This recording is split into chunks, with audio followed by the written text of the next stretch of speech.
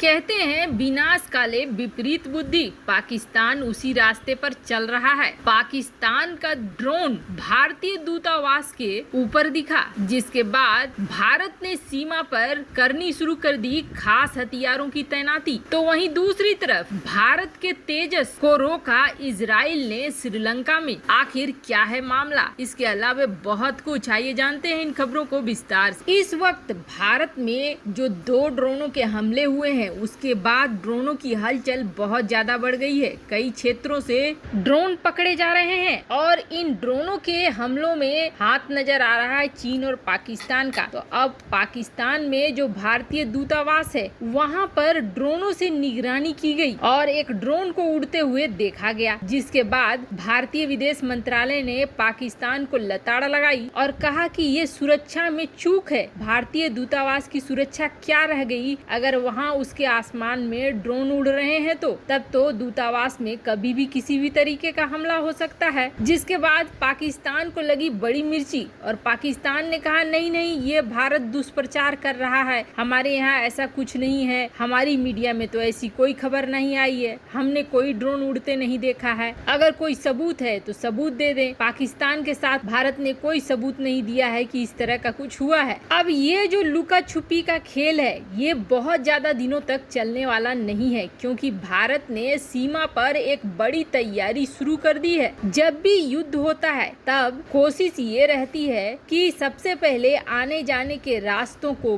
पुलों को, इसको उड़ा दिया जाए। अगर ऐसा हो जाता है तो फिर रसद पहुंचना, आर्मी पहुंचना और मदद पहुंचना बहुत मुश्किल हो जाता है। फिर एक ही रास्ता बचता है और वो रास्ता बचता है हवाई रास्ता। अब भारत की एक बड़ी सीमा पर्वतीय, झील और नदियों वाले इलाके से पड़ती है, जहां पर पुलों का योगदान काफी बढ़ जाता है। पर युद्ध के समय अगर अचानक से जो पहले से पुल बनाए गए हैं वो उड़ा दिए जाएं या फिर वो युद्ध का शिकार बन जाएं, तो फिर क्या होगा? जैसा कि इधर के कुछ महीनों में डीआरडीओ ने अपना कमाल दिखाया है और डीआरडीओ अपनी हर एक तैयारी युद्ध को देखकर ही कर रही है और युद्ध को दिमाग में रख कर ही कर रही है। जिसके बाद डीआरडीओ ने एक बड़ी मदद करी है भारतीय सेना की, और वो मदद करी है short range, short span bridging system बना के। अब भारतीय सेना को 12 इस तरह के ब्रिज दिए गए हैं जो मैकेनिकल तौर पर तैयार होते हैं। इसको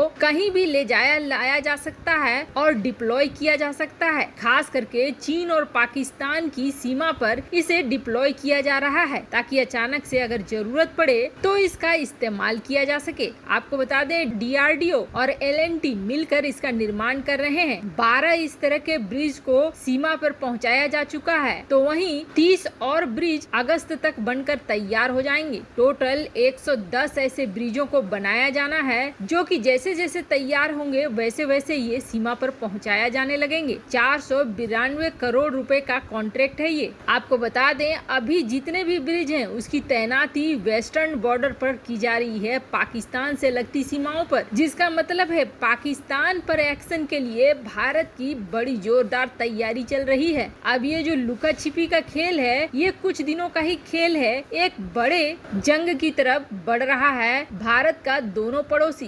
भारत की सीमा से लगता हुआ श्रीलंका इस वक्त कई तरह की गतिविधियों का केंद्र बना हुआ है। इस पर नजर जहां अमेरिका की है तो वहीं चीन की भी है और वहीं भारत की भी है। चीन ने यहाँ प्रभुत्व बढ़ा लिया है और धीरे धीरे श्रीलंका पर कब्जा करता जा रहा है, तो वहीं भारत और अमेरिका अभी भी आस नहीं छोड़ रहे हैं और किसी भी तरीके से श्रीलंका को चीन के चंगुल से बचाने की हर संभव कोशिश कर रहे हैं। अब भारत की किसी भी पहल को चीन नाकाम करना चाहता है, पाकिस्तान भी नाकाम करना चाहता है और इसके लिए वो जी तोड़ कोशिश में लगे रहते हैं। हाल ही में भारत के वायुसेना प्रमुख आर.के. भदौरिया श्रीलंका पहुंचे थे, श्रीलंका के वायुसेना स्थापना दिवस के मौके पर, जहां उन्होंने प्रधानमंत्री और राष्ट्रपति राजपक्षे से मुलाकात करी। तो वहीं इसके बाद कई तरह की बातें होने लगी कि भारत और श्रीलंका एक बड़ी डील के लिए आगे बढ़ रहे हैं। अब जब आर.के. भदौरिया श्रीलंका गए थे